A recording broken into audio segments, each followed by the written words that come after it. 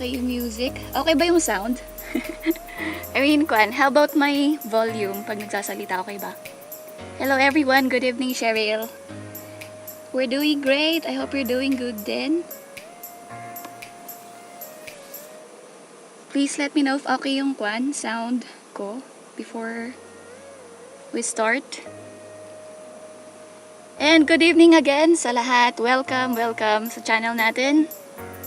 Huwag po kayong mahiyang magtanong later on if we go on with our discussions, and if ever you encounter some confusing information, just feel free to comment any question and try nating sagutan lahat. Basta kaya, di ba? Crystal clear. Okay, great. So start na tayo. Today our topic is how to start your stock market trading. So as a beginner, magbibigay din tayo ng tips and advice. And as well, I'll be sharing my very own experiences para at least it's coming from me, right? I'll also be telling you yung downsides niya and yung advantages of stock trading. Okay yung volume. Okay, thank you. Okay, let's start. So, paano nga ba magsimula? I think before we discuss this, let's just talk about first, ano ba yung stock market? Kasi for our viewers who were unable to join our first live stream, ano ba kasi yung stock trading na yan? Or ano ba yung stock market na yan? Paano ba yan ginagawa? So, gawin nating simple. It's just a buy and sell of shares ng companies. So these are the examples of blue chips companies na andito sa Pilipinas na nag-operate. So these are 30 companies. Actually, hindi to updated kasi may natanggal. Ito, if nakikita nyo itong Semirara or SMC. Natanggal siya sa list, pinalitan ni Emperador. But yeah, ito yung mga stocks na Jollibee, Robinsons, Universal Robina, BPI, PLDT, SM Prime Holdings, yung mga lagi nating tinatambayang malls, First Gen, SM Investments Corporation, JG Summit Holdings, Security Bank, so dito yung mga big banks natin dito sa Pilipinas, Metro Bank, BDO, Aboitiz Power, Ayala, DMCI Holdings, Metro Pacific Investments, Mega World, yan. So, pag sinabi natin stock trading, again, this is a buy and sell of shares. Wherein bibili ka and then you intend to sell at a higher price. So, pinaka main goal natin as a stock trader is to buy it at the lowest price.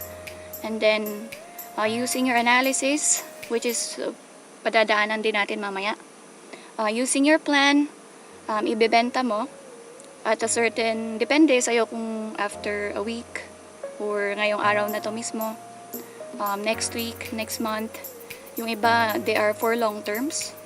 Yung ginagawa nila is bumibili lang sila ng stocks and then they are planning to sell after 5 years, 10 years, 20 years, like really long time.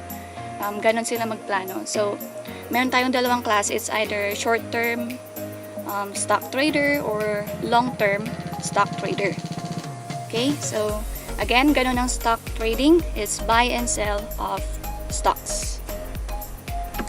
Ngayon, after kasi ng live stream natin nung una, dami nagtanong kung paano nga daw ba magsimula kasi like how much is the capital and yeah, ano yung pinaka first step. So first is kailangan mo mag-open ng broker. Pag sinasabi kasi nating broker, wait, pakita ko yung example. Sorry.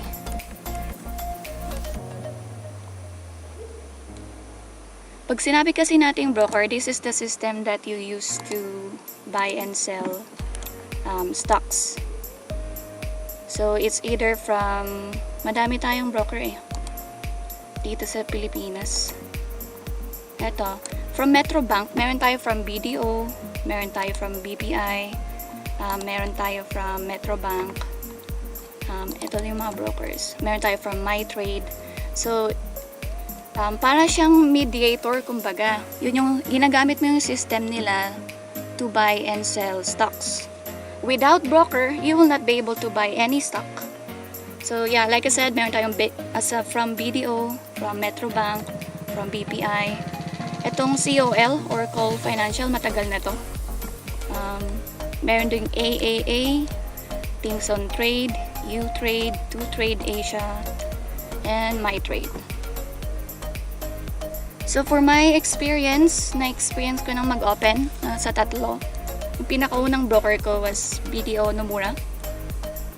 And yung experience ko dito is not good if you are an active trader. Pag sinasabi nating active trader is ikaw yung trader na nagbabantay ng stocks mo per minute, per hour, ganon, per 30 minutes.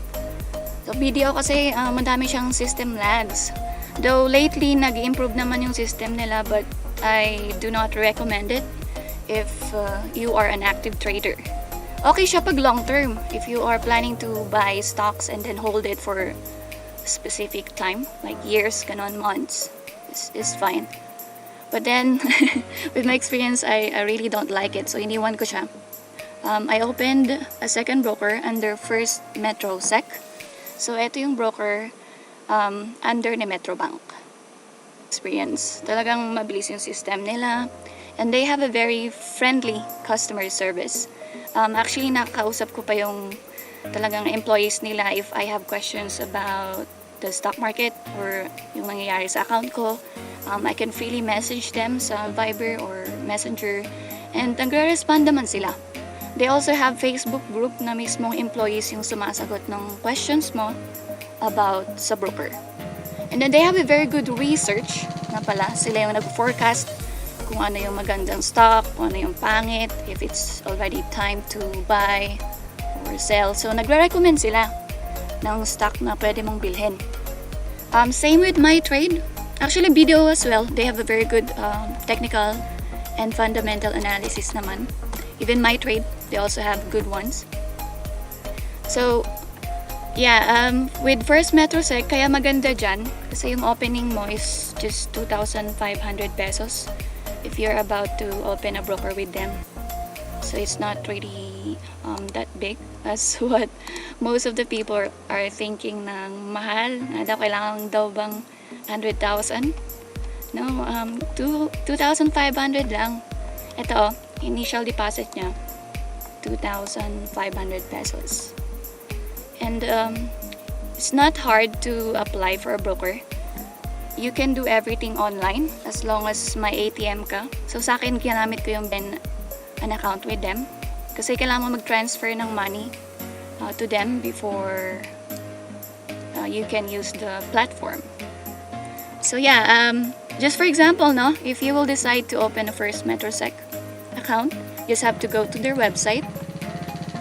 If may Metrobank ATM ka na pala, di mo na kailangang mag-initial deposit yung 2,500.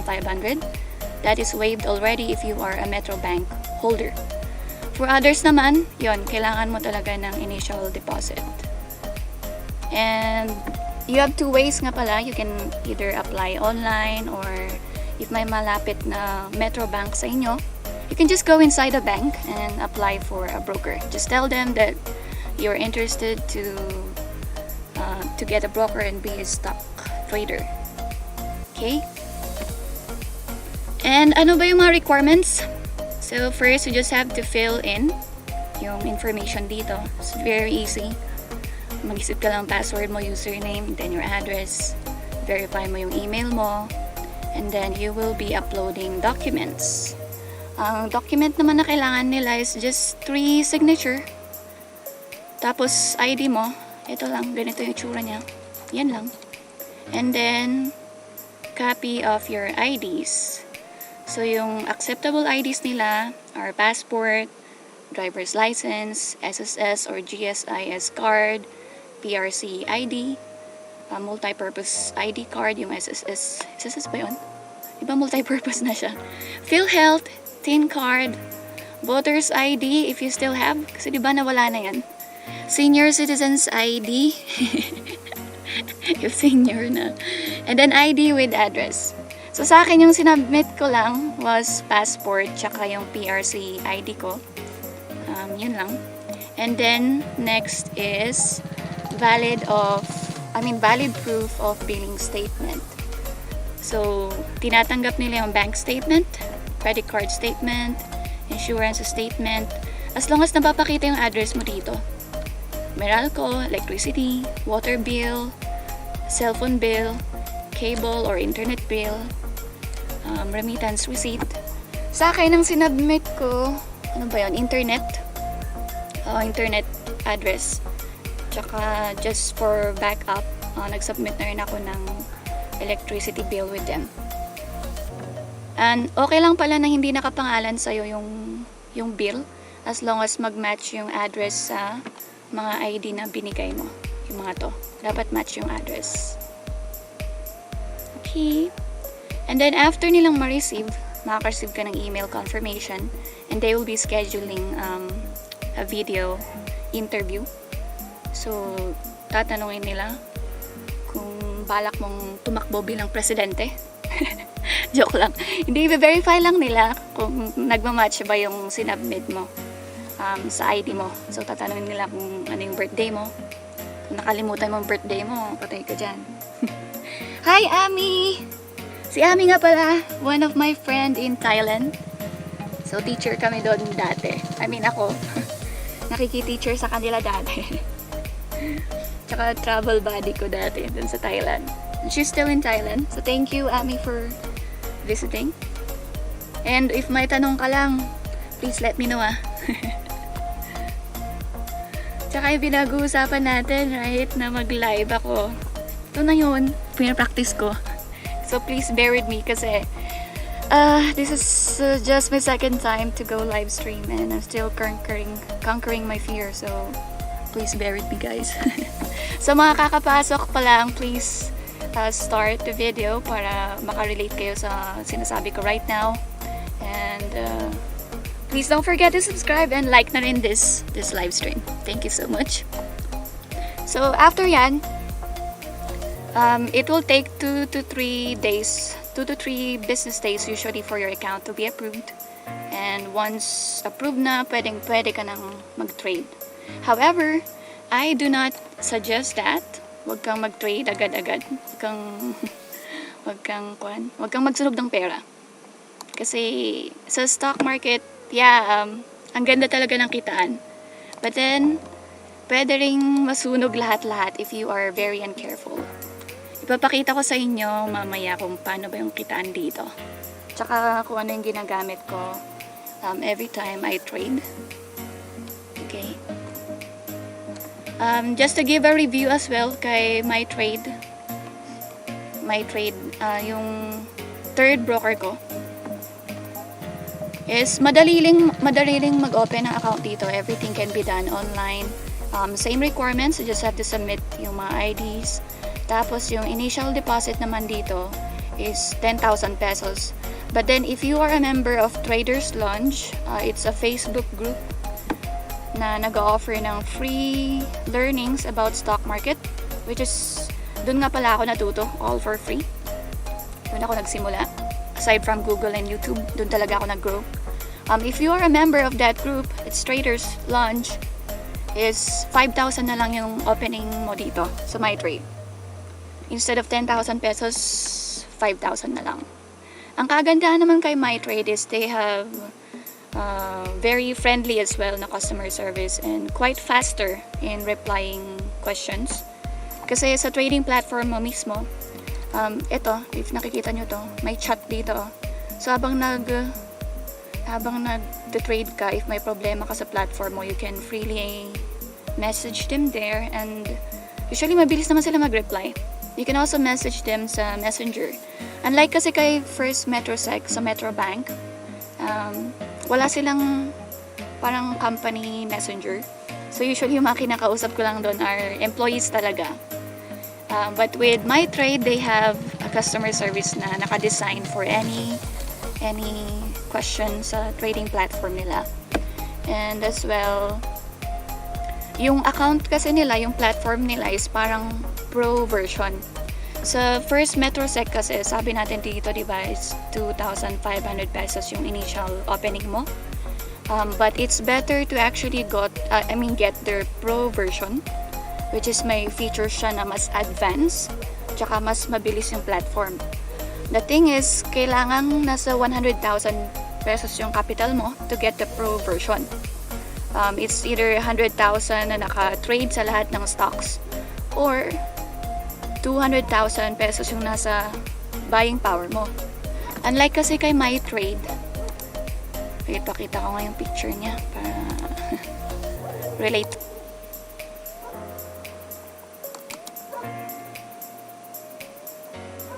Ganito yung itsura ng trading platform niya.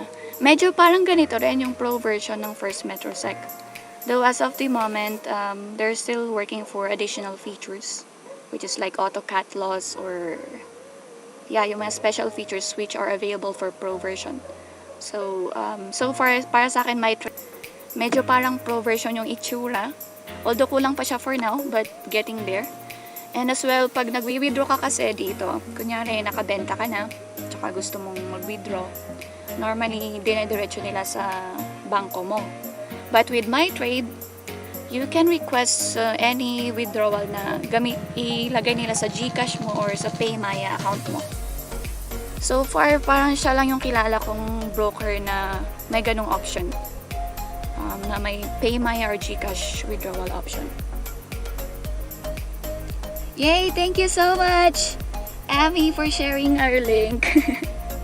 Kasi alam nyo ba, the reason why I'm also inspired to actually share about stock trading is because ang konti ng may alam ng trading option na to.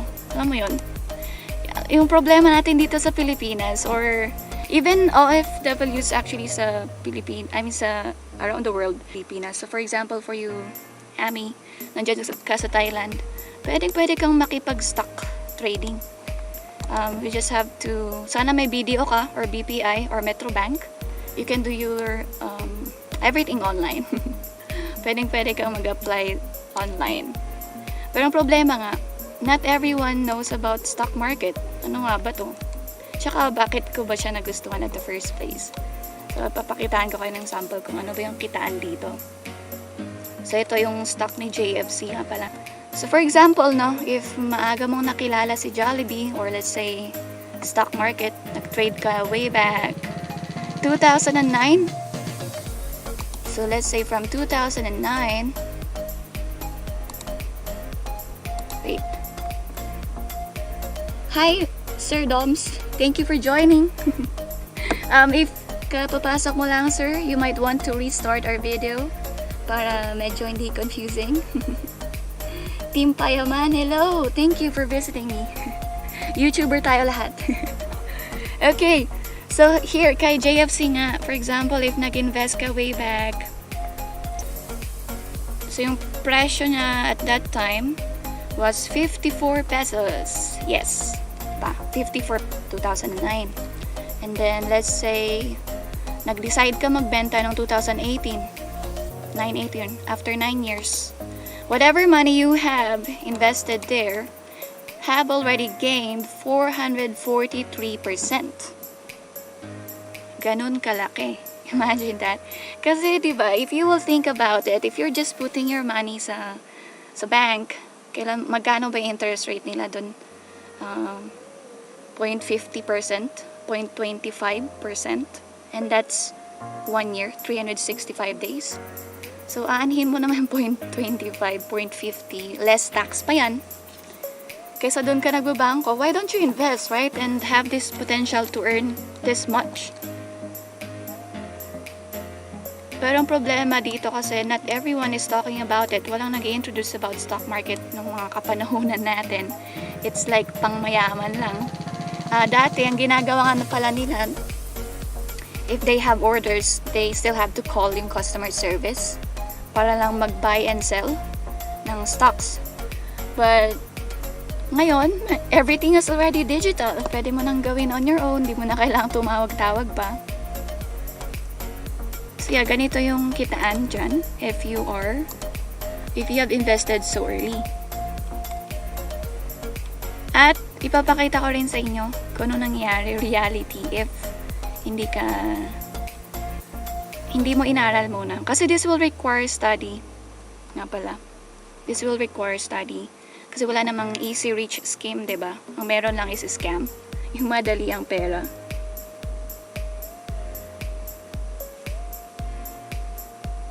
Shucks, ba't nag-stop yung live natin?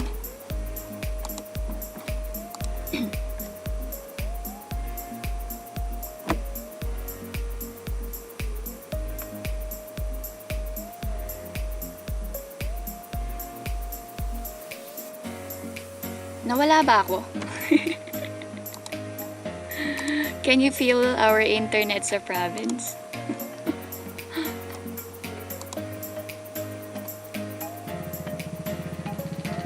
Hi, can you let me know if nawala?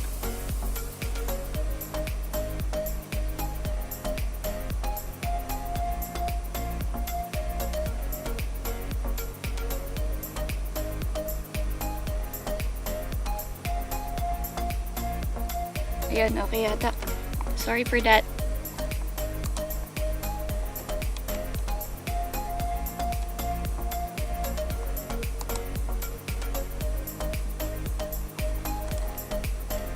Narinig nyo ba ako? Hindi ko sure, feeling ko na disconnect ako sa inyo.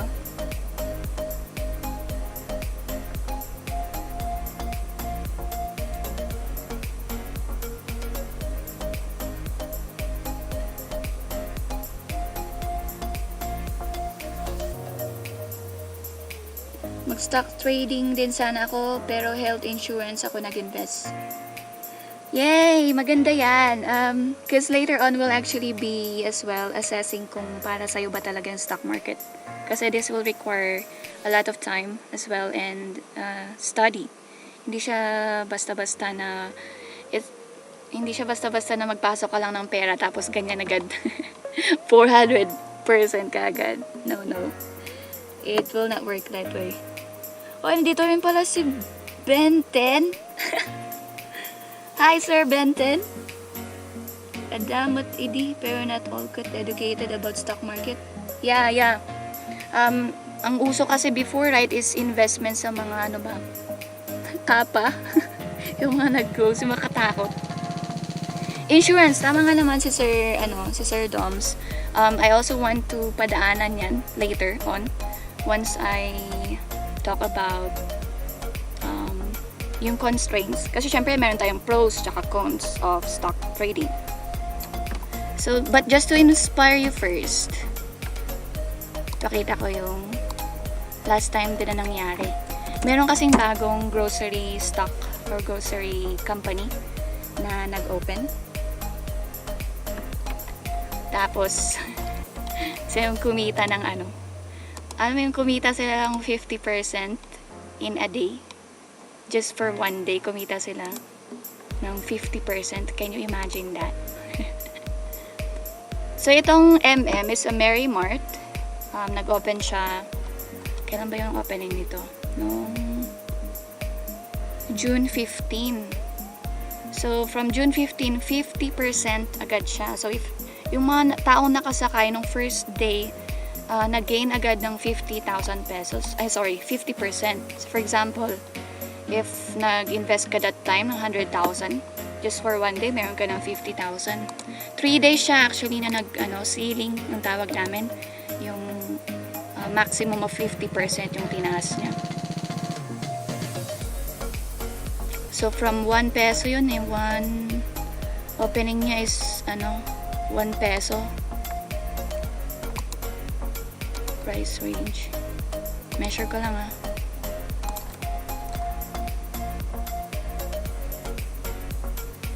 Umabot siya actually as high as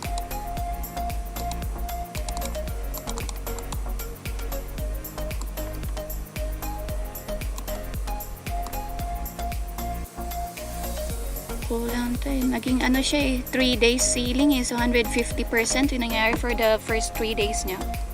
150% yung kinita ng iba. na nag-invest agad dito nung opening niya. And then bumagsak siya. So pinagkakitaan lang. Bumagsak siyang ganyan. Normally kasi pag first day, although not all stocks na nag-open ng first days, nag 50% in one day. Meron ding iba na pagka-open nila is bagsak agad. But for MM na nag-open nung June, ganyan siya, ganyan nangyari sa mga sumakay doon, 150% yung kinita nila. Then after that, nung natapos na yung hype, ayun, bumaba. And then now, it's gaining again, kasi nag-open pa siya ng iba't ibang stores. Sabi kasi nila, it will replace yung Save More na sa mga mall, it will replace Save More. So, yung mga katapatan niyang company are Pure Gold. Bago pa lang siya. So, ganyan. Wait lang. Yung personal trade ko naman, nung Monday, binili ko siya ng Monday. Si Mary Mar, hindi ko sabihin yung stock pala para walang hype, kasi baka may makanood tapos hindi mo na mag-aral biglang so hindi ko lalagay yung name ng stock. But what I did nung last Monday, bumili ako ng 3,000 shares ng isang stock at 2.82, 2 pesos tsaka 82 cents. Tumaas siya ng 3.06. And then nag-exit ako kahapon eh. Yung gain ko sa kanya is 8%. So yung capital na nilagay ko dyan is pag nag-short term play pala ako, normally I put at least 8,000 to 10,000 na capital. So for this specific stock, meron akong 3,000 shares. Yung capital ko was 9,180 and nag-gain siya so far ng 8%, 8.19%, and that is 693 pesos. So yung isa, naka-hold pa ako kasi 1.57% pa lang yung gain niya. So ganyan usually sa stock market. Yung kitaan. Though, pakita rin natin yung ibang example. Si SMPH. Si SM. So, kilala natin si SM, diba? Yung pinagtatambay nating mall. So, yan, for example. Sabi natin, nakabili ka dito.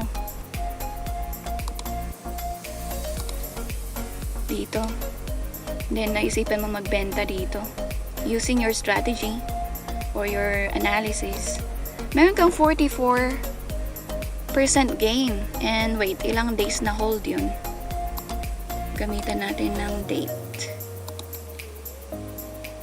See, 50 days.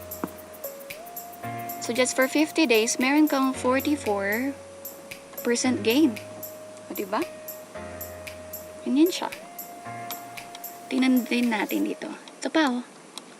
Pag isa kang dakila, napakagaling mo mag-analysis. Yan. Benta ka dyan. Sabihin natin, oh. 76 days, meron kang 24%. This again, it's really, really good already if you will compare to other investments. Na yung mga time deposit, magkano ba yung interest rates ng mga time deposit ngayon?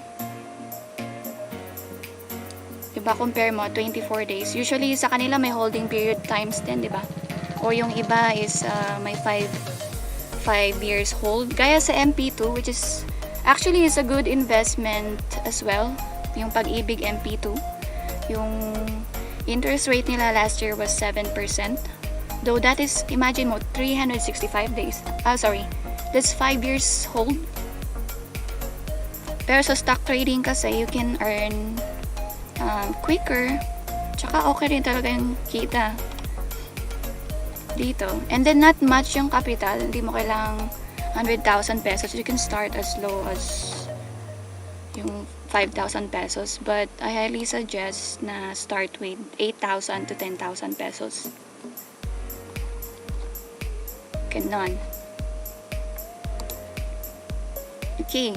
So as what we are saying kanina, yun, pinakita ko sa inyo yung charting. Kaya madaming gusto na mag-open ng, mag-start ng stock trading journey nila. Kasi nga, ganito talaga kaganda yung kitaan.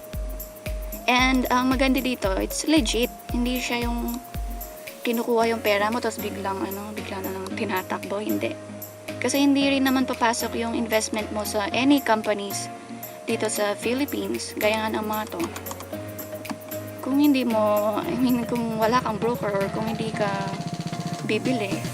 Tapos when it comes to earnings naman, you just have to invest sa pag-study ng market. Hindi rin siya talaga kasi basta-basta. So, wait, ipapakita ko sa inyo naman yung cons niya. Hindi lang naman kasi everyday Merry Christmas sa stock market. Meron akong inipong example kinuha ko sa Trader's Lounge na example ng mga nag-stock trading without studying. Nakikita nyo ba itong table? Yan. Usually naman kasi yung newbie mistakes, yung mga nagsisimula sa stock trading, alam mo yung sobrang nagmamadali silang bili, yung buy and forget. Hindi kasi applicable yun sa stock trading. You have to study talaga muna. Saka, broker pa lang, you have to learn how to use yung tool to study the market. Alam ko lang is bibili ka ng stocks kung bagsak ang presyo, then magbenta ka ng stock if tumaas ang price. Tama naman yan, Sir Doms. Usually, ganun na yung kalakalan sa stock market. As much as possible is you buy at the lowest price and then sell if tumaas na, or if may target price ka, ganyan, or basing on your analysis. Meron kasi tayong technical analysis tsaka fundamental analysis, which we will talk about later on. So tama naman yan, Sir Doms. It's just that kailangan talaga maganda yung timing mo, kasi if not, if bigla ka bili, ganito yung magiging itsura ng portfolio mo. So imagine this, 18% loss, 21% loss. So that's 5,583. Kaya ang sinasabi din nila, kung may pera ka, wag kang maglagay agad ng malaking amount, like 50,000 agad-agad. You should only put an amount that you're ready to lose daw. But of course, sino naman yung gustong magpasok ng pera with the intention na malulose mo yung money, di ba? That's why we will do yung basics ng analysis na ginagawa namin dito. Tsaka kayang-kaya nyo to. Huwag kayong, nung first kasi, nung pinapanood ko to sa YouTube, it's quite overwhelming. Pero hindi. Kayang-kaya nyong matutunan basta pa masipag kayo, kayang-kaya talaga. But then as a newbie, wag nyo akong tutularan ng una. Nung una kasi, bili-bili lang din ako inakala ko US market tong Philippine stock market na usually nagsisitaasan yung stocks. Hindi Dito kasi sa Pilipinas, usually zigzag. Tingnan mo naman up, down, up, down, up, up, down.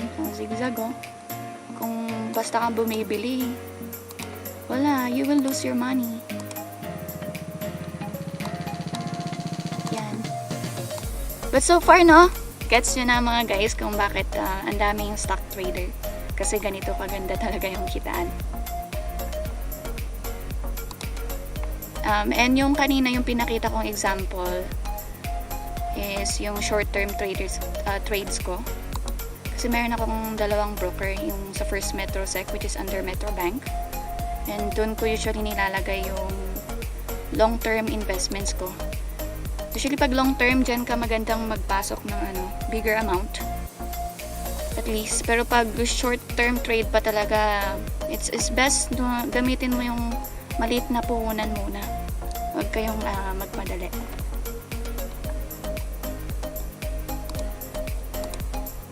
So yeah. Again, what is a broker? Ito yung ginagamit nating tool to buy and sell stocks. And choosing a broker, as again, for my experience, wag na kayo mag-open sa BDO kasi sasakit lang talaga yung ulo nyo. Oh, hi, Sir Rai! Saan ka na sa pool? Yung losses ba? Huwag ka mag-alala kasi galing din ako dyan. Galing actually lahat. Even veteran traders, nanggaling silang lahat sa nanggaling silang lahat dito. Yung pabugso-bugso, hindi mo na nag-aaral bago mag stock trading. So wait lang na-excite lang ako kasi masyado mag-share ng mga studies. But let's just go for the basics muna. So yun nga, you have to choose a good broker. Kailangan maganda talaga yung broker nyo.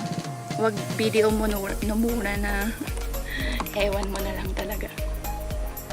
So yan, open a broker. You can do it online, lahat. You just have to submit the requirements, making your initial deposit, planning your trade, and then once approved na lahat, pwede ka nang mag-trade.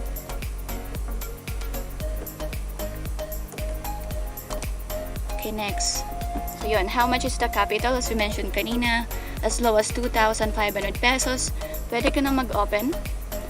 And then, yung mga next na trades mo will already depend if how much na.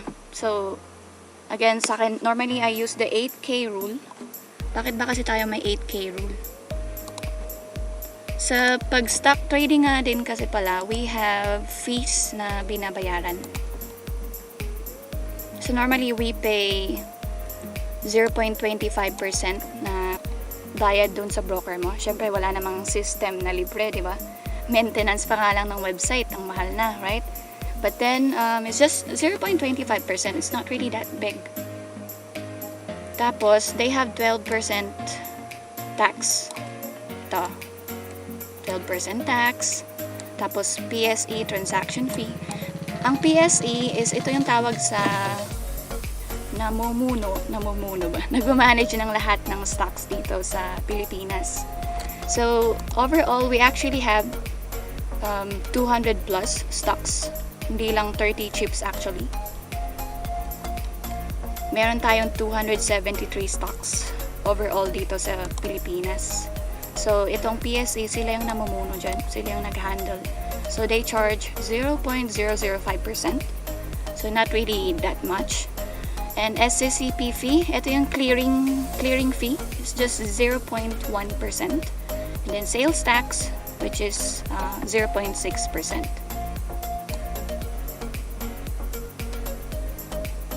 Ganun din pag nagbenta ka. Ito yung sales tax.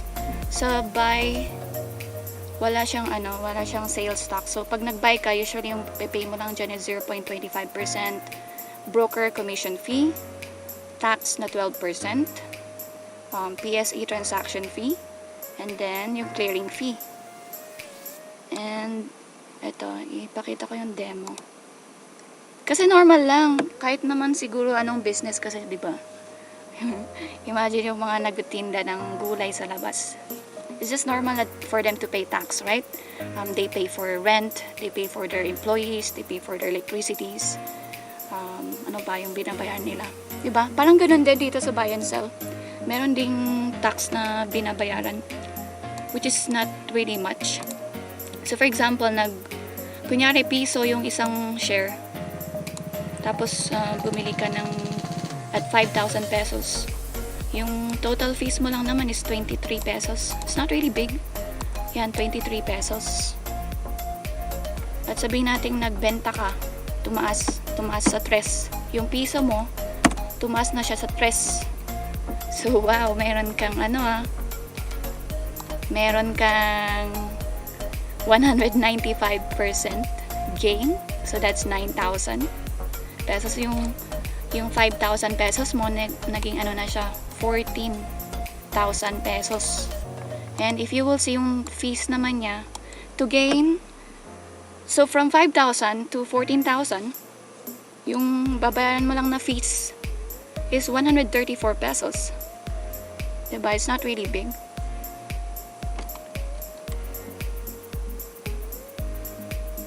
Yan.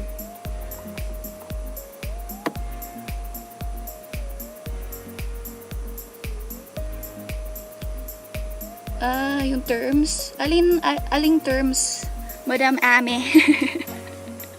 Alin doon yung kwan? Siguro magandang, sa unang live stream kasi namin, we knock ituturo ko yung viewers how to use itong investagrams. Ito palang ginagamit ko na to, investagrams, is a tool for everyone na trader. Dito sila sumisilip ng chart or yung prices ng stocks. Dito nila tinitingnan lahat kung paano or ano yung nagiging performance ng stock na to. Meron din siya mobile app. So as early as now, I suggest na i-download nyo yung investagrams. Ito, investagrams. At i-monitor nyo yung stocks para lang at least magkaroon kayo ng idea kung ano yung mga up and down ng mga stocks na sikat. Siguro yung kilala mong stocks. Pili ka na lang dito kung sino yung gusto mong silipin sa investagrams at makikita mo yung price niya per share. You have time to watch yung first live stream kasi doon is at least meron yung guides kung paano gamitin yung system na investagrams. Yan. But basically, it's a trading tool. Walang bayad dito. Broker lang siya. Trading tool lang siya. Punta ka lang sa investagrams tapos you can already do everything. So yan. Sa capital, again, it's not really much.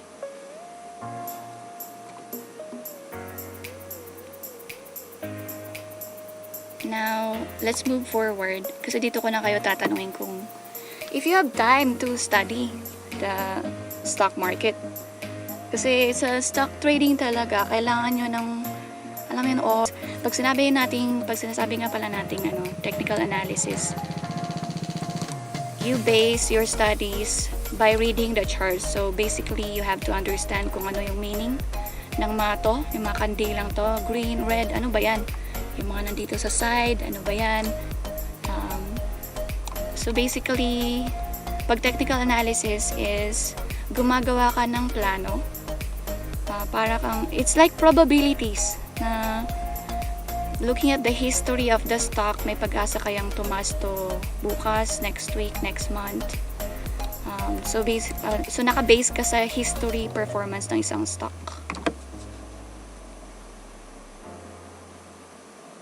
Wait lang ha.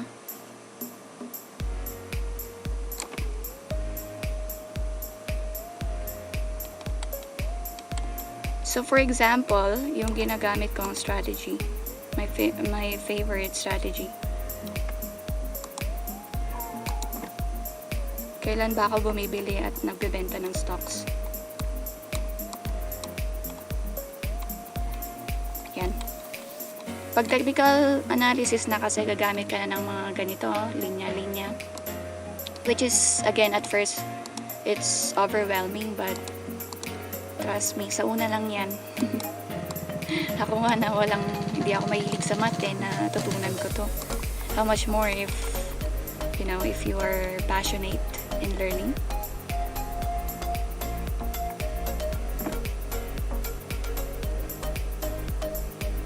So, dito na pala papasok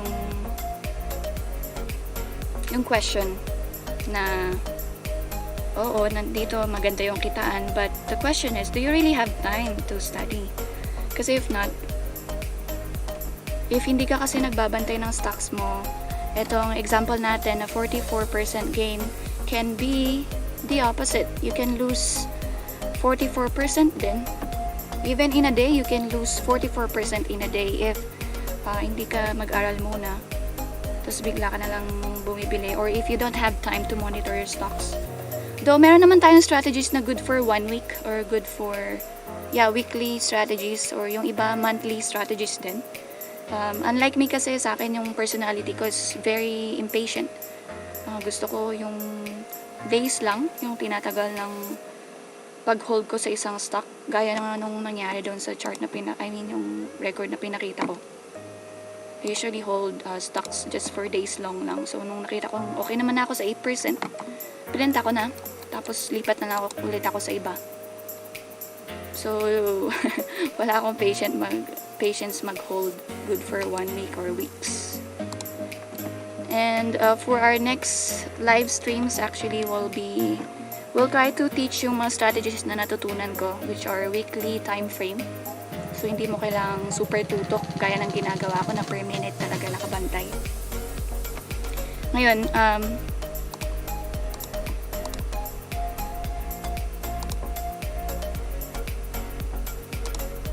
Gaya ng sinabi ni si Sir Doms na pumasok siya sa insurance. It's actually good. It's one of the best investments as well. If you don't have time to really learn for now, or wala kang time magbantay ng stock mo, or if gusto mo is tawag dito? Sorry, blur itong table natin, but this is an example of insurance plus investments kay Sunlife Grepa, wherein your investments are managed by professional fund managers. Bali parang pinapanage mo lang sa kanila yung pera mo. And ang maganda kasi doon, they are well trained. Talagang sila yung mga 10 years, 20 years, 30 years and more, 50 years pa yung iba sa stock market. So talagang napakagaling na nila in making their plans of when to buy and sell. So kung gusto mo lang na ipamanage yung pera mo, kunyari meron ka namang 5,000 per month na pera, pero ayaw mong nagagaganito, ayaw mong nag-study on your own, you can give your money or you can invest to mutual funds, or sa bangko naman, they call it uitf. Bank managers naman yung mag-manage ng pera mo. But the difference din kasi doon is about fees. So as what we talked kanina, no, ganito lang yung fees niya. It's not really expensive. 23 pesos, 134 pesos. But if you do it with fund managers, meron silang manager's fee or yung binabayaran sa kanila, professional fee. Which is again understandable kasi it's like you are hiring professional managers to manage your money. So it's just normal. So kung yun nga, if pabugso-bugso ka na yung mangyayari sa'yo. So wait, let's talk about this more in detail, no?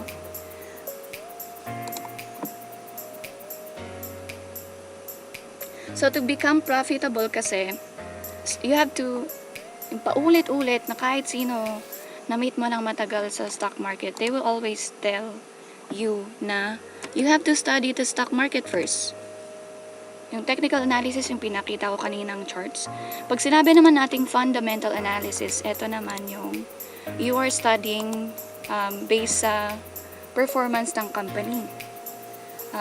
In my experience, madugo tong fundamental analysis, kaya ako naging technical trader. Kasi as a technical trader, you just have to worry. Yung parang pinaka-concern mo is to study about this chart. Unlike kasi pag sinabi nating technical analysis, ang dami mong aaralin eh. You have to check if yung management ba ng stocks na to are okay. Are they good in managing their stocks? Or puro ba utang itong si BPI? Puro ba utang si Jollibee? Si Jollibee, oo. Ang dami niyang utang. But yeah, you also have to learn how to read the balance sheet or the financial report ng isang kumpanya for you to determine if kumikita ba sila. So, dyan na pumapasok yung mga CPA terms, no, na book value, magkano yung worth ng kumpanya na to, magkano yung utang nila so far, ano yung earnings nila per, quarterly revenue nila, ano yung mga naging losses nila, may potential ba silang mag-grow for the next 5 or 10 years. So, pag sinabi nating fundamental analysis, talagang inaaral mo yung foundation ng kumpanya. You do not trade based on purely on chart. Hindi lang ito yung tinitingnan mo. But then you have to read a lot. You have to understand yung kumpanya. And you have to determine kung kaya nga niyang mag-stand for the next 5 to 10 years. Kasi normally yung mga fundamental analysis natin are, they're looking forward to hold the stock for 5, 10, 20 years. So kung alam mo na yung kumpanyang yon is baka mag-close in 5 years, you will not go for that stock. And that's the importance of reading the press release or knowing the stock, kung ano ba yung stock. So sa PSE, ito sa website na to, edge.pse.com, dito kami usually tumitingin din ng stocks aside from investagrams. So kunyari, ano bang business ni Abra Mining? Ano bang business ni Ayala Corporation? Ano bang nangyayari kay Bloomberry Resort? So, it's very important na pag bumili ka ng stock, dapat kilala mo. Hindi yung bigla-bigla kang bumibili na hindi mo alam pala, pasara na yung kumpanya kasi nga hindi na makabayad ng utang. So, you have to really know the foundation of the stock. And as you move forward, as you study these things, technical analysis, fundamental analysis, matututo ka na rin magbasa ng sentiment. Pag sinabi kasi nating sentiment, kailangan tutok ka rin sa news. Kailangan nakaabang ka kung may bad news ba. Kung minumura ba na naman ni Duterte. Or binabantaan ba na naman ni Duterte yung mga Ayala Corporation, yung Ayala owners, or yung Meralco. Usually kasi pag nagagalit si President sa mga stock, bumabagsak eh. And yeah, do you have time to read books? Dito kailangan talaga kasi ng tiyaga. The reason why is, eto, pag sinabi nating technical analysis, kasi merong mga nagtatanong sa akin na i-explain kung ano ba yung stock market, and I'm very willing to help naman. The thing is, if we already go deeper, pag sinabi ano ba yung technical analysis, paano ako matututo, that thing I can no longer explain just by texting or sa isang group chat. Kasi imagine, itong course na binasa ko is 177 pages. Ganyan siya. So if you ask me if I can just summarize everything in 10 minutes or in a day, I cannot do that, or no guru can do that. Kasi this will really require you reading. Kasi syempre, di ba? If ganun kaganda yung kitaan, talagang you will also invest. It's just like doing any other businesses. You have to invest to yourself. You have to learn. You have to invest in knowledge. Yan. So, gusto ko lang to ipakita kasi mahirap talaga i-explain sa messenger if you're wanting me to explain kung pwede ko bang i-summarize na lang lahat. All in all here. So, yan. 177 pages yan. Yung isa rin na binasa ko, actually, pinadaanan ko. But then, mas nakuan ko na technical trader pala ako. Ito, fundamental analysis naman is also a total of 177 pages din. And sa akin, etong tabula rasa course nga pala is also a free course, and send you an information about it later kung paano. Or just go to Google Store or your App Store and you can download tabula rasa course para makuha nyo yung mga copies na to and start reading from there. For me, it took me 2 months to do this. So aside from reading, meron din kasi silang quizzes to make sure na naiintindihan mo yung mga binabasa mo. And then as well, reading charts or applications. That really took me 2 months, day and night of study. So yun nga, ang hirap talaga. Gusto kong makatulong na if there's just any possible way for me to shorten everything sa chat or sa messenger, gagawin ko. But this is how long it is. Tsaka, I do not advise you as well to go shortcut na lalampasan nyo yung mga to. Kasi talagang makakatay ka lang sa market if you are investing blindly. Yung wala kang plano, wala kang entry point, wala kang selling point. Yung nakita nyong port na duguan kanina, ganun na ganun yung mangyayari sa inyo. So just to share, nung una excited din ako. Bumibili ako ng bili ng stock. Yung mga binili ko dati, BDO, Metrobank, puro bangko. Kasi financial specialist ako for 5 years eh. We've been dealing for credit cards and international loans. So sa akin, kilala ko yung mga bangko. So yung mga pinagbibili ko. And hindi ko alam that time na mataas na pala yung bili ko. And ayun, bili lang ako ng bili. Tapos nagkakaroon na ako ng mga loss. Until I met Traders Lunch sa Facebook. And sabi nga nila sa akin, mag-tabula sa course ka muna. And for you not to be worried about sa laman ng port mo if bumabagsak ka na ba or hindi. Why don't you clear your port? I-zero mo lahat. Use, tawag dito? I-zero mo lahat ng port mo. Benta mo lahat. Kung okay pa naman yung amount, ibenta mo lahat.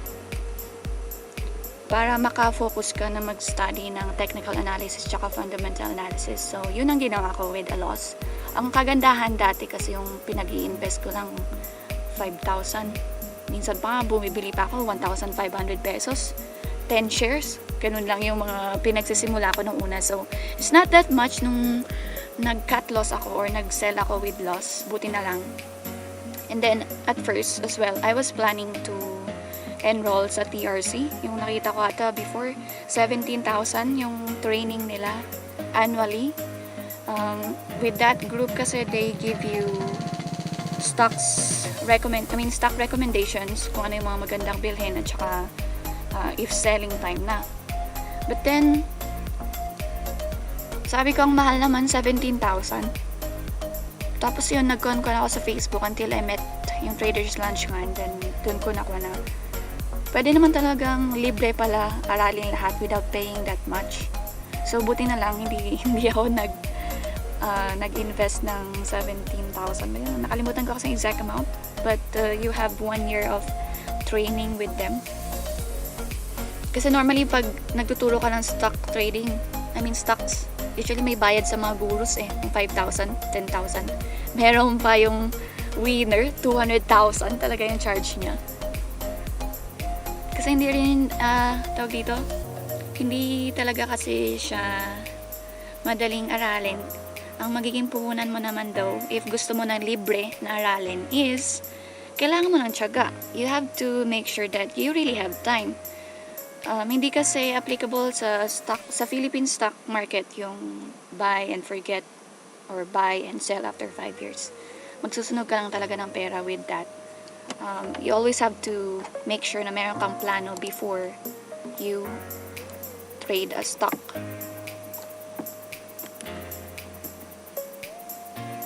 Tapos, you have to be as well updated to everything, like Twitter, sa labas.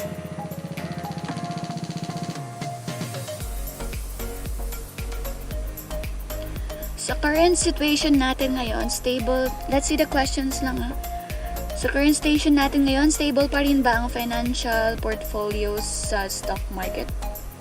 What do you mean financial, sir? You mean ito bang yung mga bangko? Pwede nating silipin kasi meron tayong financial sectors. That's a good question. Sinilip din namin to last time. So, anong financial stock yung gusto mo, Sir Doms? Just let me know. BDO ba o BPI? Kasi right now, actually, nung nagsimula tong mga COVID, nagsibagsakan. Every stock actually nagsibagsakan nung nagsimula yung mga lockdown. And as of right now, yung mga bank sector, financial sector are still on sideways. Try natin tong. They're still trying to recover kasi every time meron tayong ECQ or MECQ kasi. Every bank, although they're still open kasi they are considered essential, is limited naman yung operations nila. So right now, kay BPI naman today is may increase. But if you will see its performance, wait lang.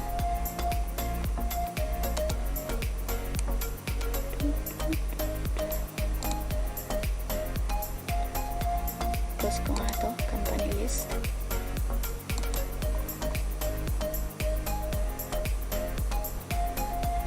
Okay, Madam Ami, ramdam mo ba yung internet ko pag nasa probinsya ka? Grabe please bear with me guys. Kaya nga yung dito, merong stock name na dito. Siya yung inaasahan ng bawat Pilipino na maging third telco. Sana daw i-replace na niya ang Globe tsaka Smart. Kasi nakakasawa yung internet speed nila, tapos ang mahal-mahal pa, di ba? Yung promise kasi, or yung advertisement ni dito, yung potential third telco of the Philippines, is they will be the fastest, yet the cheapest internet provider dito sa Pilipinas. So hopefully talaga mag-push sila. We're looking forward, yung tech launch daw nila is March 2021 eh. So we're looking forward na ayun, mag-operate na sila para mapalitan na yung internet. Grabe. Okay, so we have financial. Kanina nasa video, BPI tayo. Ano yung video? Ito yung sinasabi kong sideways. Pag sinabi natin sideways, nasa ano pa siya? Wala masyadong ganap. You know, flat lang siya. Flat. Which is understandable. Everybody's banking though, or sana daw magkaroon na nga ng vaccine para back to normal. Kasi this, before COVID-19 kasi, yung price nito was 157 pesos. Nung January, 155 pesos siya. So yung, tignan mo yung binagsak niya from this date. So ito yung nangyayari guys, if hindi ka nag-aaral, tas bigla-bigla kang bumibili without a plan. Pwedeng yung bumili ka nung January, no? Hindi mo alam na may coronavirus. Bangko ka ng bangko, naghulog ka ng 100,000 per month without a plan. Yung pwede mong loss ngayon at this price, 42%. Simula January lang yan. January, February, March, April, May, June, July. So, 7 months. August. So, 7 months mo pa lang, meron ka ng 42%. Eh, yung intention naman natin kaya tayo papasok sa stock market is to gain money. Right?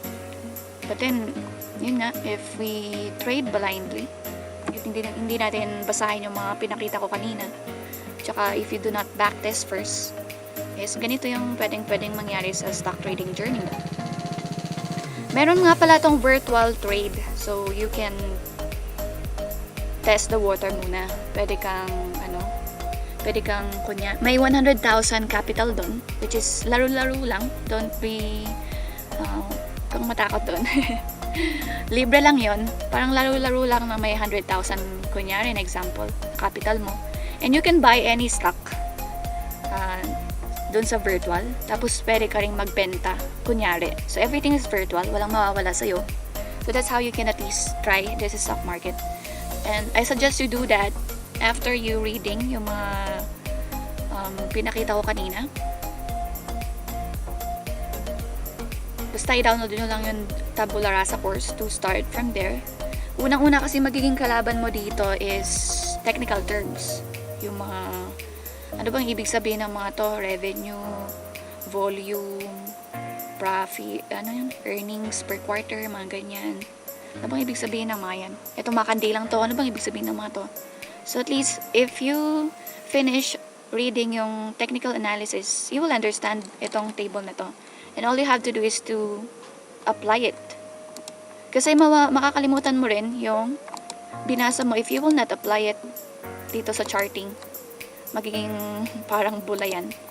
Yun talagang pinakamahirap actually. Yun yung nagpahaba sa akin. It's not about reading, or it's not about taking notes. It's about backtesting. Ito, pag-study ng nangyari sa kanya for the past 5 years, 10 years, using my strategy. So, tuturo ko nga pala ito sa next. I think sa Kwan, I still have to talk to my Viber teammates kung gusto nilang mag-live stream kami studying stocks. To teach yung strategy na ginagamit ko.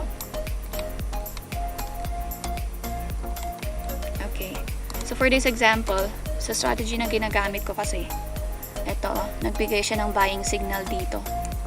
Yan. Tapos, yung sell niya, nung dito, ito yung sell signal niya dito. So pag finalo ko yan, meron na akong 23% gain. Following the strategy na inaral ko. Yan. Saan pa ba yung iba? Mama strategy yung tawag dito. Medyo technical na to, but just so you know, na may result naman yung paghihirap mo na mag-aral. Kasi sa stock trading kasi madaming nagsusugal dito. And the thing with investing is that it should be fun. Dapat fun yung stock trading. But then if nagsusugal ka kasi, talagang it will be very stressful kasi hindi mo alam kung kailan bibili tsaka magbebenta. Doon nagiging stressful. So usually dapat fun to eh. You're earning money eh. But then it can become a disaster if magmadali ka. So with the strategy that I studied, eto nga, meron na naman siyang buy signal dito. Tapos may sell signal dito. So may 12% gain. Though medyo mahaba to ha. Parang October, almost a month hold. Meron kang 12%. But then that's still very good compared naman sa ibang, I mean, if you were just leaving your money sa bangko, right? Dito para sa bawat Pilipino. Yeah, bawat Pilipino. Ikaw ba yan, Miss F? Oh, hi, Sir Joshua. Yeah, it's me. Si Sir Joshua at saka si Sir Rai are my trading buddies sa Viber group na ginawa ko. It's called Traders Lunch Viber. So nakikiganda ko tayo. Ganito kasi yan. Natuto ako ng libre. And nung una, muntik na ako magbayad. Kasi hindi ko alam na may libre. Kaya ako inspired na mag-share at gumawa ng iba't ibang group chats saka Viber groups.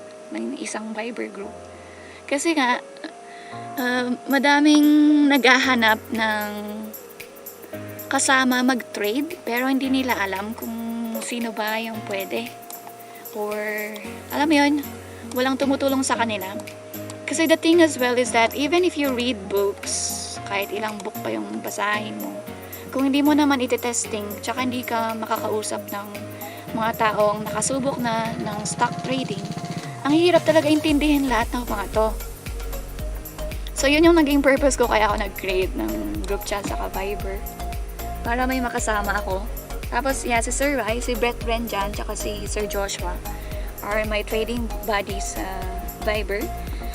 And to make the group productive, meron kaming stock assignments every week wherein we try to share 3 possible good stocks na pwede namin i-trade for the upcoming week. So every member is required to give us stock picks. Yung pipili sa mga kung ano ba yung mga stock na magandang bilhin. Ayun, we share learnings as well.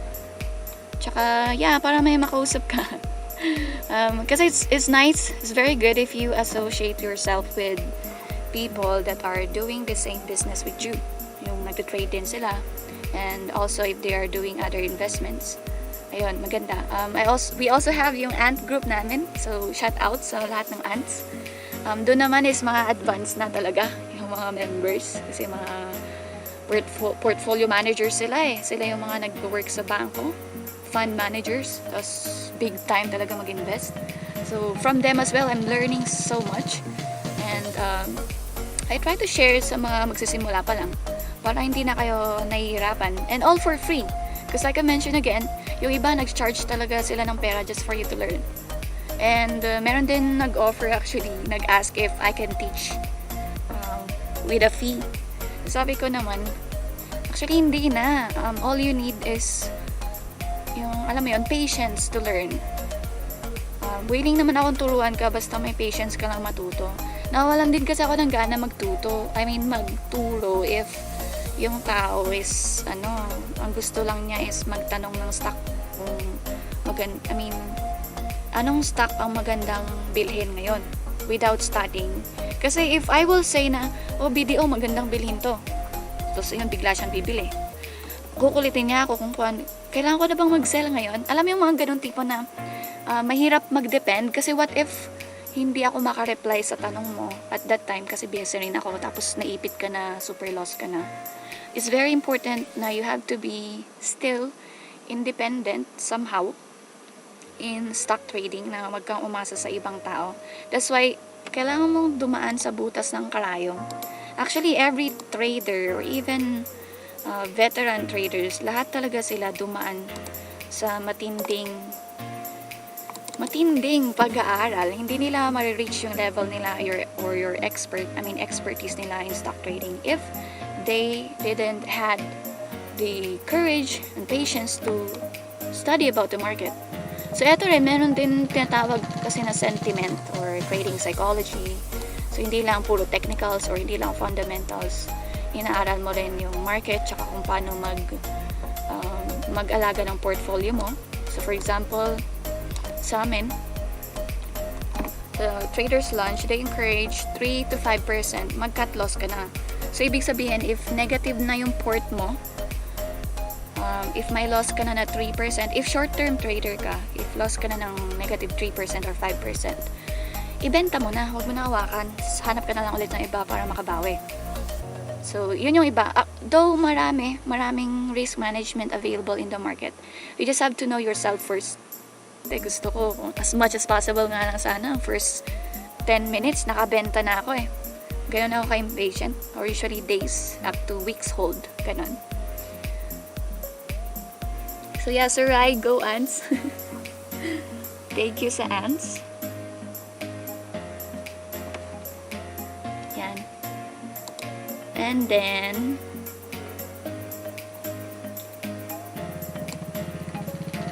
so mag-move na I guess tayo sa stock, sa money tips naman. But if you have, do you have questions pa sa sa stock trading? Sa stock market? So just to recap, no? For you to start your stock trading journey, first is you need a broker. So again, you can open to any broker, BDO, BPI, AAA. Saan ba ulit yun? Yan. And you can apply online or you can go directly sa offices nila. So ito, BDO. Ito lahat ng mga traders na pwede nyong pagpilian. So yan, kailangan may broker ka. And then open an account, just submit the requirements, and then make an initial deposit. But before that, you have to study the market first.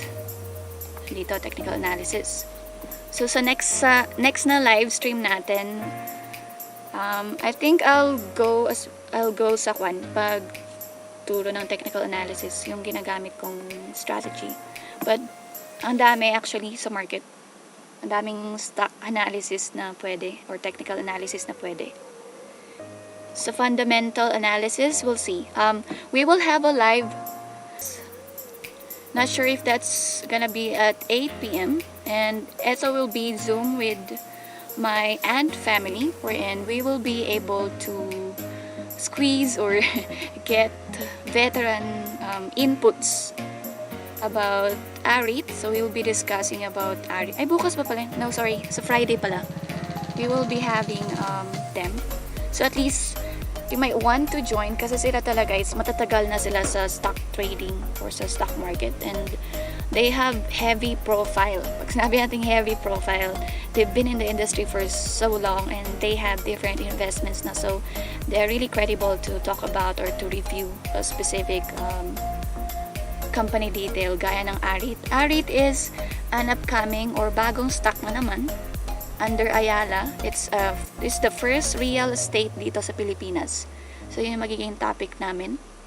And also we'll kind of touch about fundamental analysis kasi we will discuss about prospectus reading, kung ano ba yung or paano magbasa ng parang company detail ng isang bagong kumpanya na mag-open pa lang sa PSE or sa Philippine Stock Exchange Market. So yan, you can join us on Friday.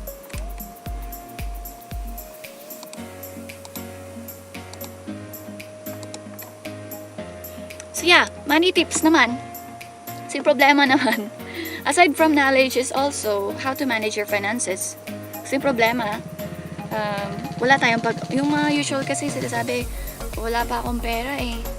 Alam mo yan? Or the problem as well, even if ganon kaganda yung kitaan sa stock trading, if you are not at least keen with your financial management, wala din. Kahit pa 200% yung kita mo, kung hindi ka marunong humawak ng pera, walang mangyayaring maganda. Diba? So first to save money,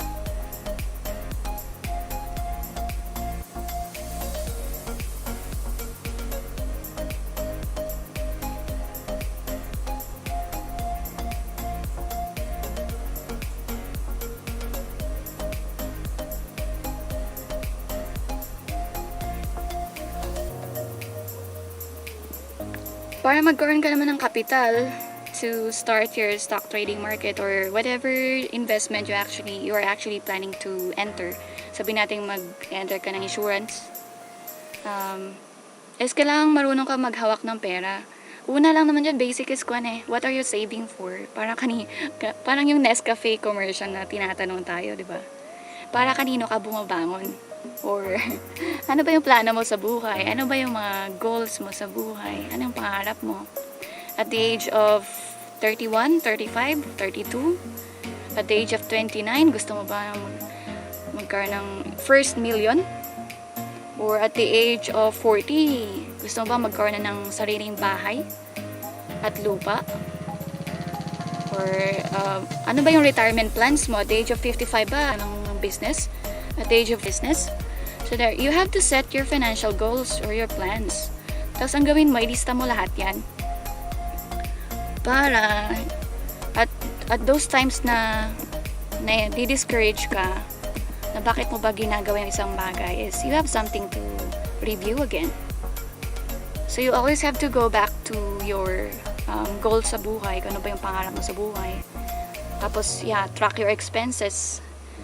Isa kasi ito sa mga usual naging mali ko dati. Yung, alam mo yun, gastos ng gastos, tapos hindi minamanage or hindi binabudget. Tapos, yung sumahod ka, and then, hindi mo na alam kung saan nagpupunta. Bigla na lang lumipad o nawala ng parang bulay yung pera mo. Yun yung napaka-usual mistake ko talaga dati na I'm not tracking my expenses or I'm not listing my expenses dati. Kasi hindi maganda. And maganda rin yun kasi malalaman mo kung magkano yung masasave mo sa bangko mo. So for example, if you make a budget, as well, yung kung magkano yung pumupunta sa kuryente, sa tubig, sa ilaw, sa rent, sa gas, sa maintenance, sa insurance mo, sa emergency fund mo, sa mga daily needs mo. Yan, how can you track those expenses if hindi ka gagawa ng budget? Mahirap din kasi na yung bahala na lang, basta na lang. Diba yun yung usually nangyari sa kaya hindi mo unlad yung buhay kasi we are very carefree sa expenses natin and we are not putting limits. Minsan masyado ng luxury yung pinagkakagastusan natin ng pera and then expenses last. Alam mo yun, yung nauuna yung pagbili ng sapatos bago bayad sa kuryente or rent naman if nag-rent ka. And then napipilitan kang umutang kasi yun nga, you are unable to track your expenses. So, what I highly suggest sa fourth tip natin is to make a budget. Hindi naman kailangan super grande. You just have to really make or set up a budget.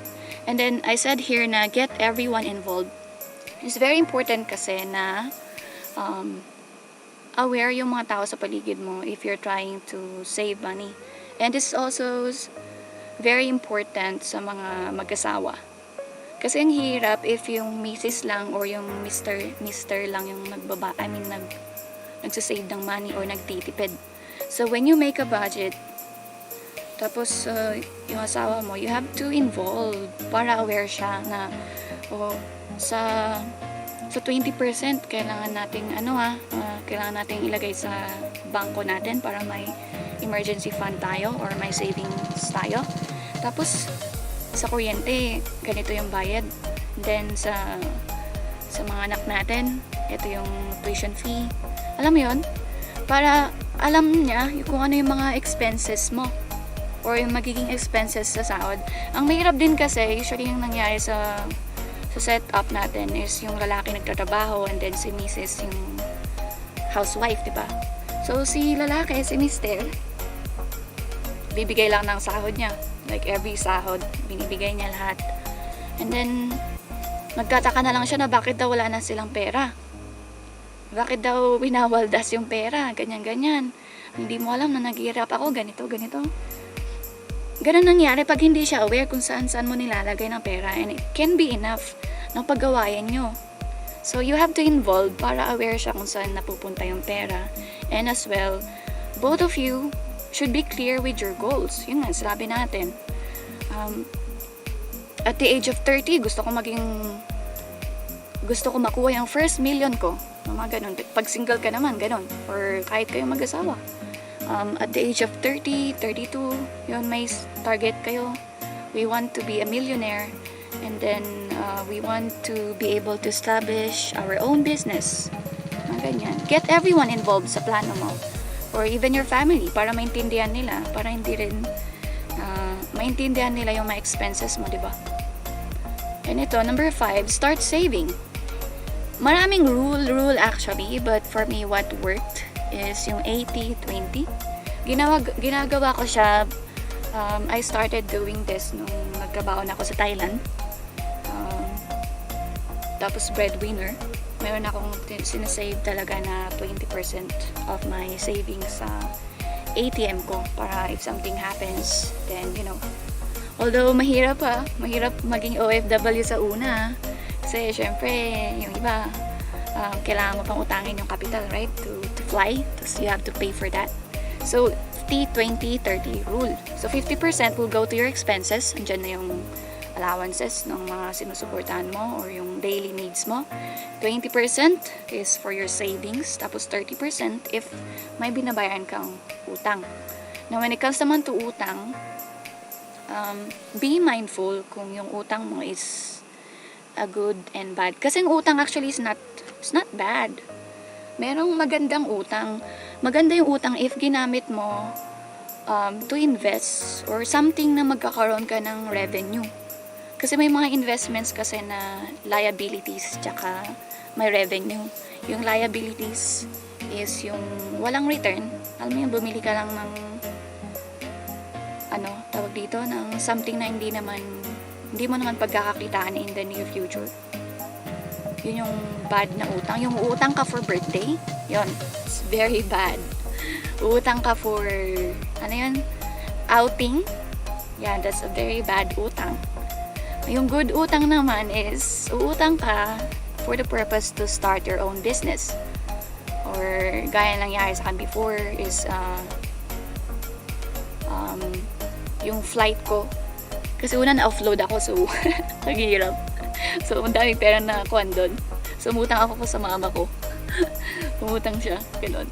So, yun, 30%. You try as much as possible to clear your utang. And then, luckily naman, nakawala na tayo sa lahat ng utang. It's been years na walang kuhan. So, yeah, thank God.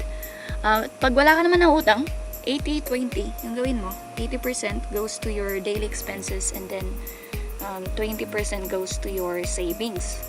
And kailangan mo pilitin. You always, kasi minsan, wala na talagang natitira. Yung tuition ng mga bata, yung pang-load ko, char. Basta yung daily needs, ang daming rason. If you are not really motivated, like going back dito sa number 1, you always have to go back na what are you saving for? Ano ba yung mga goals mo? Gamitin mo tong inspiration every time na nagiging mahirap to save money. So, bakit ko ba kailangan kasi mag-save ng 20%? Kasi nga, kailangan mong ma-save yung first million mo at the age of 32, di ba? So, tiisin mo, ganyan. You always have to go back to your list. You always have to go back to number 1. Bakit mo ba ginagawa yan? Kasi once decidido ka na, hindi na mahirap talaga actually mag-save eh. Yun yung mga naging ginawa ko sa financial management na ko dati. Kaya ako nakasave ng capital for my stock trading. And yun nga, I find it as a very good source of investment talaga. And then number 6 is evaluate and make sacrifices. Kung narinig nyo yung delayed gratification, yung mga friends mo puro party every Friday or outing sa beach every weekend or every sahod, samgupsa, eat all you can, yung mga ganyan, or every sahod may bagong sapatos.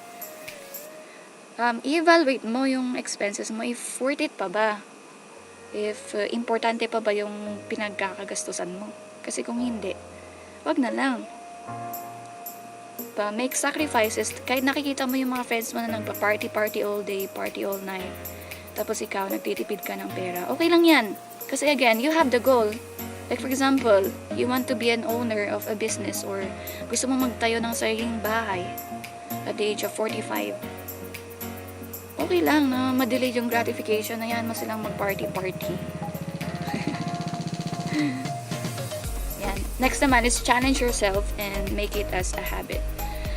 Nakita nyo sa Facebook, di ba meron tayong 50 pesos challenge, 20 pesos challenge. Why don't you try that as well? Mag-save ka ng 20 pesos per day, lagay mo dyan sa alkansya, 50 pesos per week, per day, ganyan. Why don't you challenge yourself for good? Diba? Or no eating out, or no eating for a restaurant for a week, ganyan. And then, i-track mo yung progress mo, isulat mo sa journal kung magkano yung nasa-save mo. Like for example, if ang hilig-hilig mong mag-milk tea every day, or every weekend, or mag-Starbucks every weekend, why don't you try to stop it? And see kung magkano yung natitipid mo. And then do it for at least 21 days. Kasi sabi nga nila, they say it takes 21 days to start a habit. So try any challenge that lasts for 3 weeks and more. And start making powerful financial changes. Again, babalik at babalik ka sa number 1. What are you saving for? Para sa anak mo, di ba? Para sa family mo? Para sa first million mo? Yan. Once talaga naintindihan mo yung goal mo, hindi na mahirap gawin ng mga challenges na to. And then, you will never know. Lumipas na pala yung months, years. Tapos na build mo na yung sobrang discipline sa pera. So, again, I'm challenging you to make something, a good change, and do it for 21 days. Try nyo yung 20 pesos. Manang 20 pesos. Or no milk tea for a week. Ganyan. So next, live healthy and quit vices. Yeah. Siyempre, if you're investing, it's not only about money, right? You also have to invest to yourself. You have to make sure that you are healthy. Kasi mas magandang i-enjoy lahat ng pinaghirapan mong investments or businesses. Or bahay, kotse, lupa, kahit ano pa yan. Magandang i-enjoy lahat yan if you are healthy and kicking. Kasi ang hirap eh. If sinobrahan mo naman pagtatrabaho, tapos mabe-bedridden ka lang, hindi mo lang may enjoy. Diba? You have to balance it. You have to eat healthy foods, exercise, ganyan. And vices. Sino ba yung mananinigarilyo at umiinom? Why don't you challenge yourself? For example, if smoker ka, no? Why don't you challenge yourself na kung nakaka 5 sticks ka in a day, why don't you make it 4, 3 in a day, 1 in a day, 2 in a day, until wala na. So, yan. Why don't you challenge yourself to start with that? Kasi as we all know naman, is obviously, di ba, nakakaubos ng pera yung bad vices. Actually, it's not only about inom or sigarilyo, but other vices are yung traveling too much. Alam mo yung hindi mapakali sa bahay. Ang gusto na lang travel dito and doon. Diba? And also sa living healthy is sa mind din, sa utak mo din. How are you mentally? Sa akin, no, when I was working in Thailand, it's very hard kasi I was alone there. Mag-isa ko, tapos wala pa akong kakilala dati. And namimiss ko ng sobra yung family ko. So, but then I'm a teacher, so when I go to school, I have to wear my mask, my poker face mask na happy, ganyan, or motivating and inspiring. And I can do that if hindi ako nagme-meditate sa umaga. Normally, I listen to binaural beats or law of affirmation videos or si Oprah Winfrey, mga motivational videos sa YouTube before I start my day. Kasi you cannot give something that you don't have, right? Kailangan healthy ka inside for you to be healthy outside. For you to be able to help people, you mismo dapat kaya mong tulungan yung sarili mo. Diba? So yun yung ginagawa ko. As much as possible, start your day with so much gratitude or so much positivity. Kahit simple lang, I'm very thankful kasi nakatulog ako ng maayos, or I'm very thankful kasi masarap yung ulam kagabi. Anything that's so simple. I'm so happy that I have a mom that's so loving. Mga ganyan. And do it also for 21 days and until it becomes a habit. Then yun, I'm telling you, you'll be happier if you are healthy inside and healthy outside. So number 9, yeah, Mom Cheryl, health is wealth. Yan, si Ma'am Cheryl natin is a nurse. So, alam na alam natin yan, di ba? Pero agree ka ba, Ma'am Cheryl? Usually, yung mga nasa medical field, si mga doctors at nurses, sila pa yung mga pasaway sa health nila. Agree ka ba doon? Kasi may kilala ako na oo eh. Siya pa yung matigas yung ulo. And brethren, couples should have the same mindset, lalo na sa financial. Kasi minsan, yun pa yung magiging cause ng problema. Actually, you're very right, Sir Ryan. Kasi may mga kilala akong ganyan na, ang simple-simple, pera na nga lang, pinag-awayan pa. Yung kumbaga, breadwinner yung isa. Tapos magpapadala siya ng money to help her old parents. Magiging away pa nilang mag-asawa.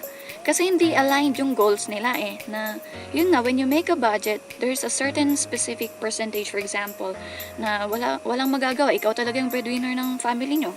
Dapat clear yon sa inyong mag-asawa na agree kayo both na may certain amount talaga kayong papadala. Para every sahod, hindi na siya nagugulat na, oh, bakit mo pinulot yung 10,000? Di ba? Dapat clear kayo doon. Kaya nga, it's also important na before ka mag-asawa, di ba? You have to assess if nag-agree kayo at certain things. Na okay ba kayo, nagkakaintindihan ba kayo sa financial goals nyo? Or sa mga very important. Tsaka just be open. Usually naman nagkakaintindihan ng mag-jowa or meron na kasing jowa goals ngayon eh. Hindi na lang mag-asawa yung nag-iipon. Meron na lang mag-jowa na nag-iipon ng ng pera. Tapos pera nilang dalawa kasi they're preparing for the future. Meron na ganon. And that's successful only if they are open to each other. So as much as possible, before you set your goals, talk to your husband, talk to your wife, talk to your mom, talk to your brother, anyone na kailangan makaalam dun sa plano mo so that they will support your plans. Saka usually, very supportive naman sila eh. Lalo na yung mothers, they're very supportive. You just have to be open and be clear para hindi ka nila nami-misinterpret. So, agree ka? Na mga nurse pa yung pasaway. Share. Oh, hi, Sir Rendo. Thank you so much for watching sa presentation. And sana natututo ka sa simple financial literacy natin. Actually, ito is just based from experience. Kasi, I cannot share something that I did not try myself. So, ito excited akong talakayin sa ating video is number 9. This COVID-19 kasi, itong pandemic na to have shown everyone na there's nothing stable. I mean, yung pakunti-konting savings, in just few months na-exhaust, naubos agad. Doon niya pinapakita na investments, and doon din yung ipag natin sa work. We also have to be really smart. Work hard, work smart. Na, yun nga, mayroon kang 8 to kanya na nag-close eh, because of this pandemic. So, hindi ka assured. Even kahit nga CEO, nawawalan ng trabaho kasi he has no choice but to close his company kasi sobra na ngayong loss. So, CEO pa nga lang nawawalan ng trabaho. How much more if employee yung tao, di ba?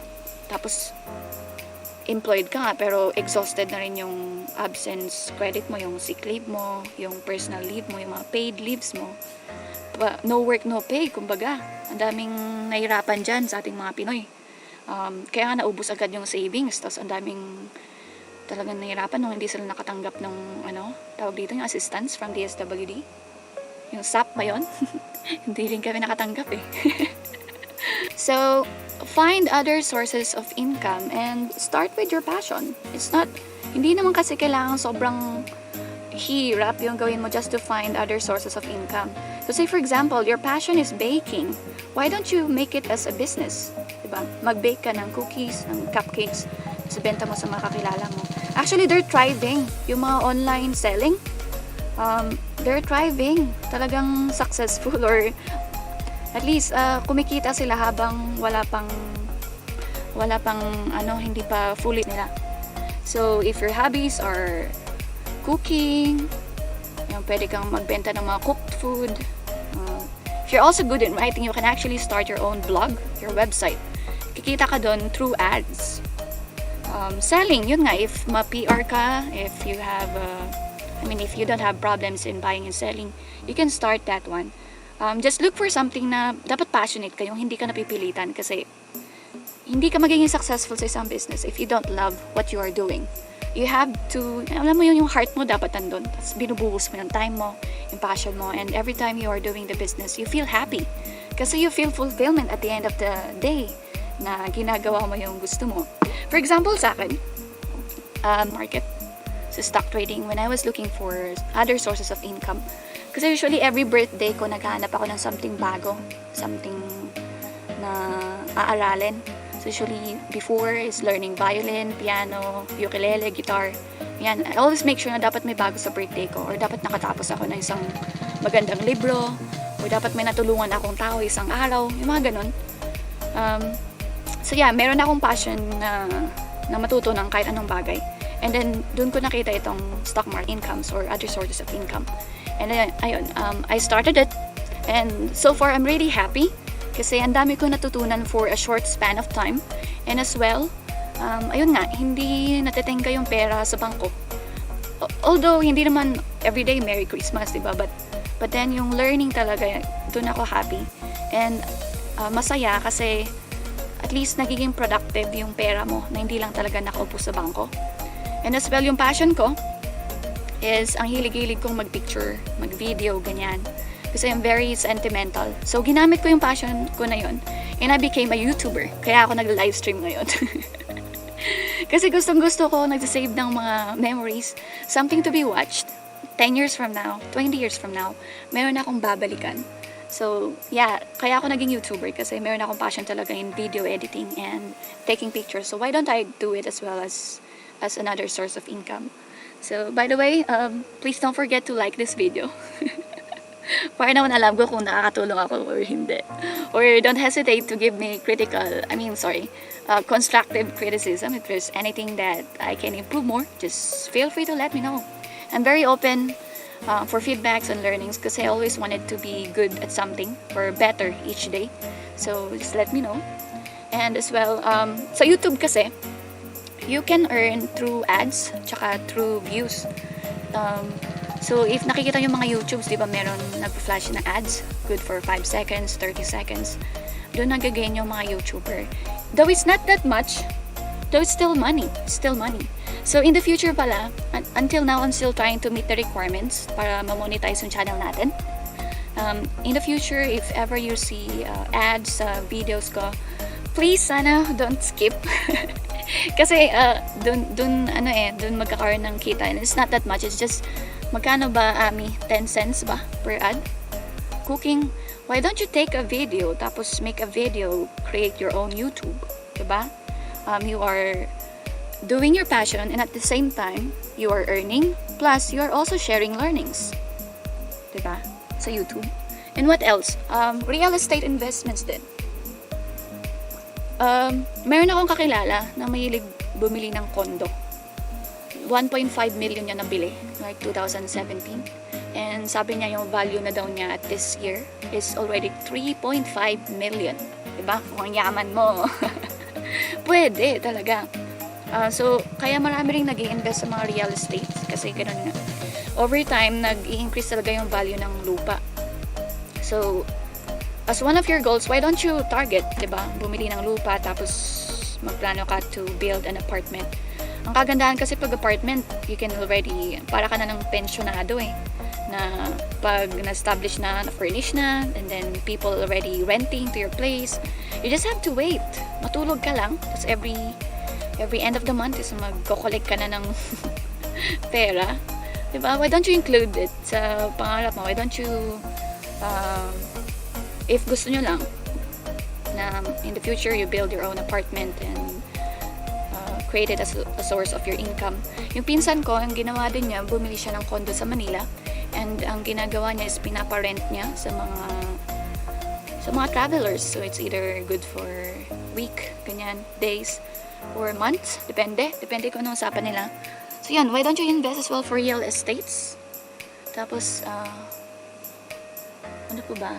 Yeah, why don't you start your own business as well? Why don't you look for possible business that can thrive sa place mo? And by the way, I'm also setting up actually a live stream na mag-i-interview sa isang CEO na I just met. He's 27 years old and he is already a CEO. And I'll be part of the business as well to be a supplier dito sa Mountain Province. So yeah, why don't you explore options when you become your boss on your own, diba?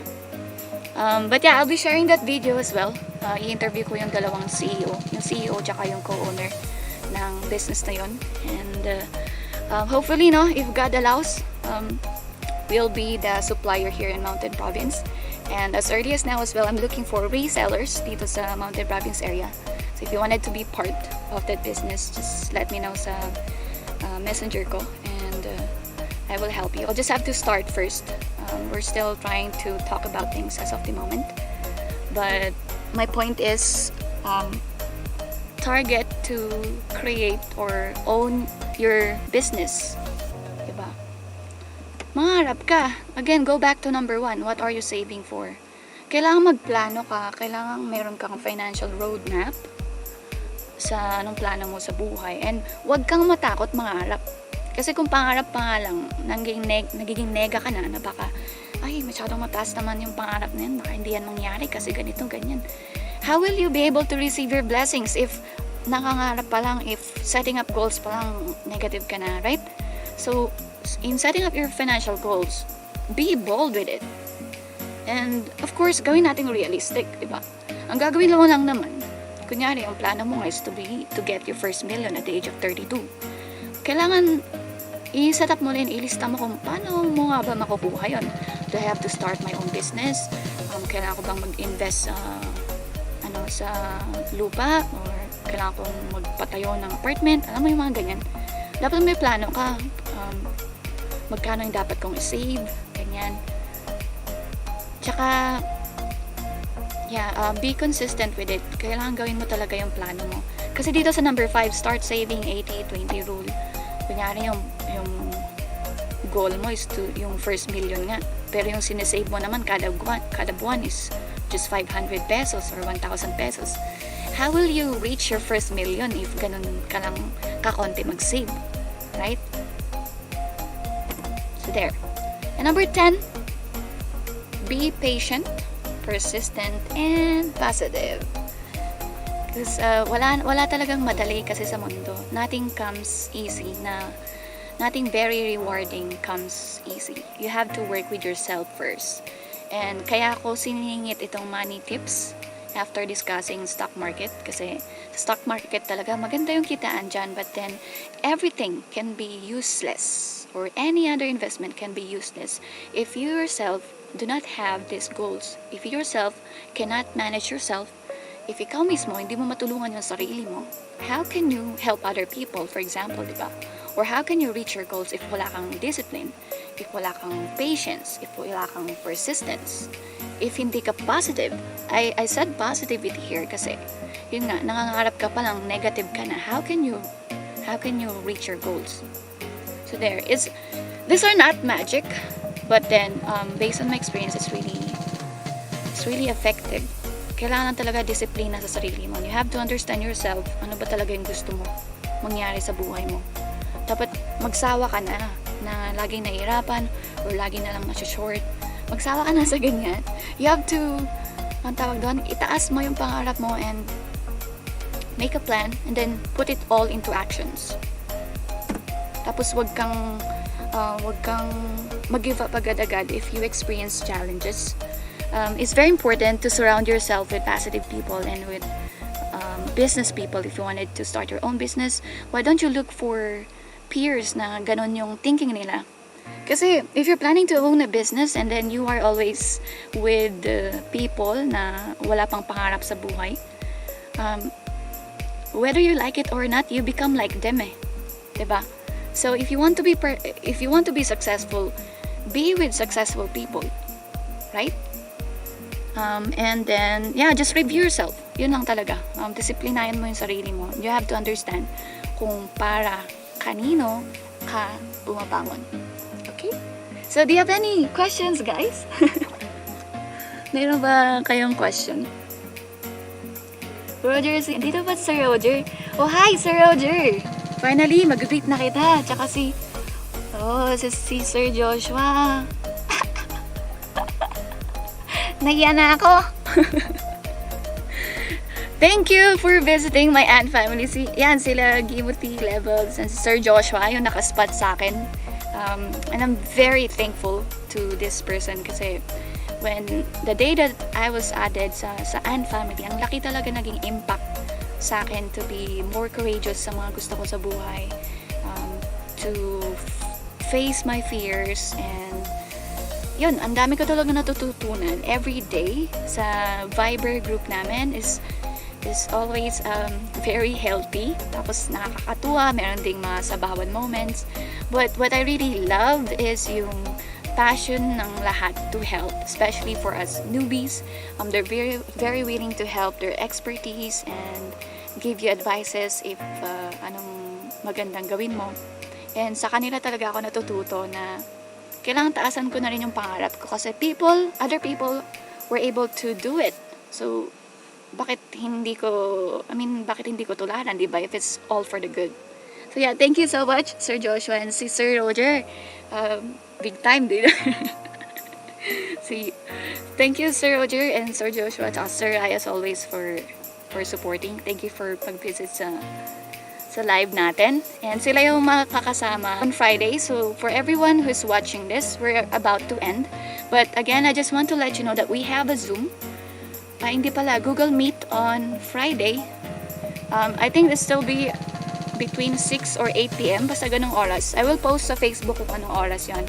And I am highly suggesting that you join our live stream kasi for sure, madami kayong matututunan. And we prepared questions para makatulong sa mga magsisimula pa lang sa stock market. And as well, especially for traders sa stock market. So yeah, that's all. Thank you so much, everyone. And I hope to see you sa next live stream natin. Next live stream natin will be about technical analysis. I think I would love to already talk about yung mama ang ginagamit ko. Yung pinaka-mama ko talaga. And then we will be doing stock analysis as well. I still have to ask my Viber group as well. Yung sa TL Viber group if they want to do a live stream o technical chart reading ng mga stock picks namin for this week. And yeah, para at least makita nyo kung paano ba namin. And of course, to share every learnings that I am incurring every day or I'm getting every day from different groups na members ako. So again, please join us on Friday. And don't forget to subscribe. If bago ka pa lang, please start from the beginning sa video na to para makarelate kayo. Thank you. Have a good one, everyone. Thank you for joining us today.